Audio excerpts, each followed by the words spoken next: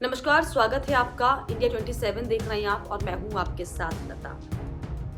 आपने अक्सर अपने जनप्रतिनिधि के तमाम चुनावी भाषणों में, उनकी नीति में और सर्वधर्म रक्षा करने वाली तमाम बातें और बयान जरूर सुने होंगे अपने नेताओं के मुंह से।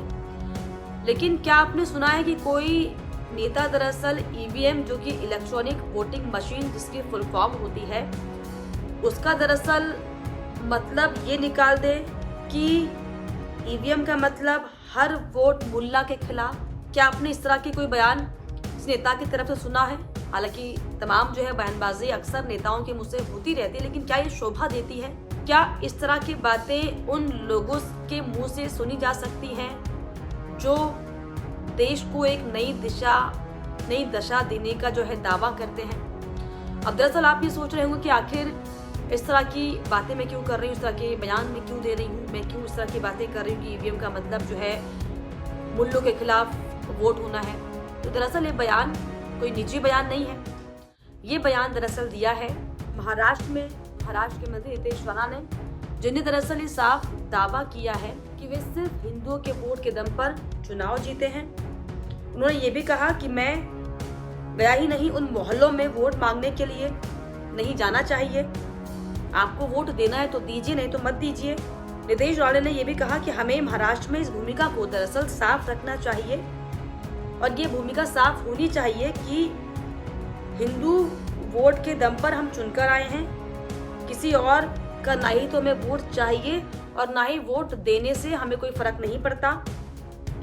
नितेश राणे ने यह भी कहा कि हजम नहीं हो पा रहा है कि हिंदू समाज एक साथ आकर कैसे वोट दे रहा है, क्योंकि ईवीएम का मतलब ही उन्हें समझ में नहीं आया।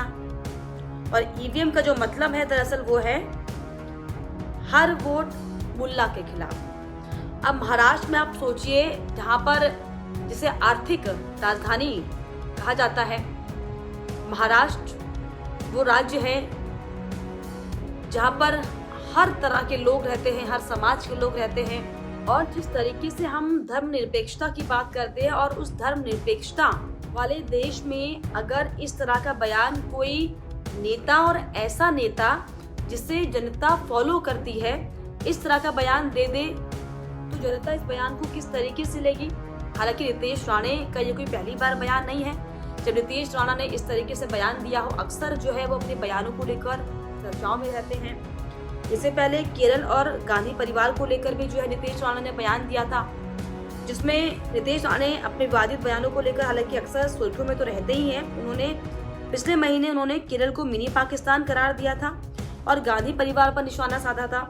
उन्होंने ये कहकर विवाद खड़ा कर दिया कि सभी आतंकवादी गांधी परिवार को वोट देते हैं। राणे ने कांग्रेस नेता राहुल गांधी और उनकी बहन और वायनाड से लोकसभा सदस्य प्रियंका गांधी पर जो है हमला करते हुए दरअसल आरोप लगाया था, जिसमें एक रैली को संबोधित करते हुए नितेश राणे ने ये कहा था कि केरल मिनी पाकिस्तान है।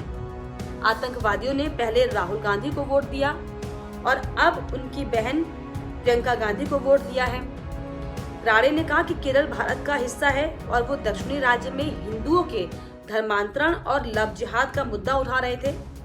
कांग्रेस ने उनके इस बयान की हालांकि कड़ी आलोचना की थी, लेकिन जिस तरीके से एक और जहां बीजेपी के बड़े नेता जिस तरीके से सर्वधर्म रक्षा की बात करते हैं, हर समाज हर तबके की बात करते हैं, तो वही जिस तरीके से केरल की जनता, जो कि लगातार कांग्रेस पार्टी को वायनाड से जिता रही है। पिछले बार राहुल गांधी चुनाव जीते, हालांकि इस बार भी जीते थे, लेकिन क्योंकि 2 जगह से जीतने के बाद उन्हें वायनाड से इस्तीफा देना पड़ा।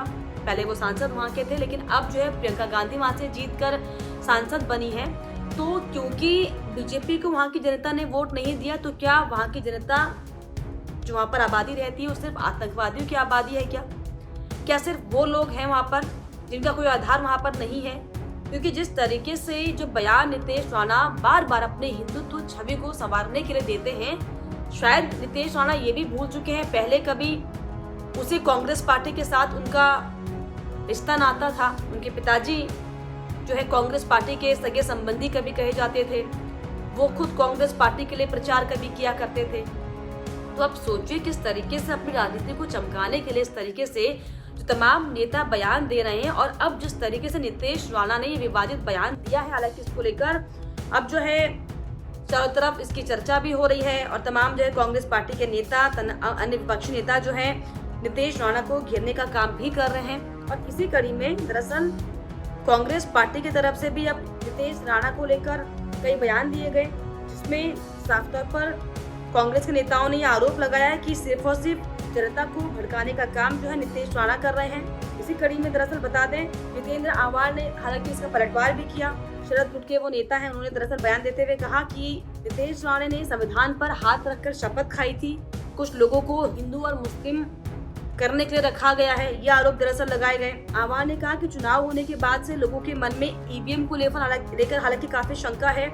इस चुनाव में 201 बूथ पर हमला हुआ, 201 बूथ कैप्चर हुए, जिम्मेदारी प्रशासन की थी। मेरा आरोप है कि जिला प्रशासन नौकर की तरह काम कर रहा था।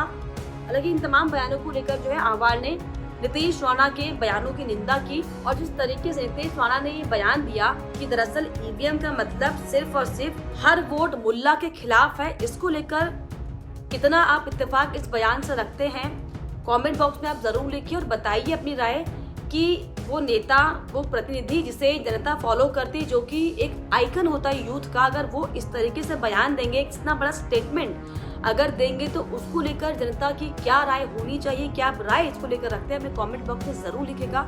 इसके अलावा हमारे चैनल को लाइक, शेयर एंड सब्सक्राइब करना भी ना भूलें।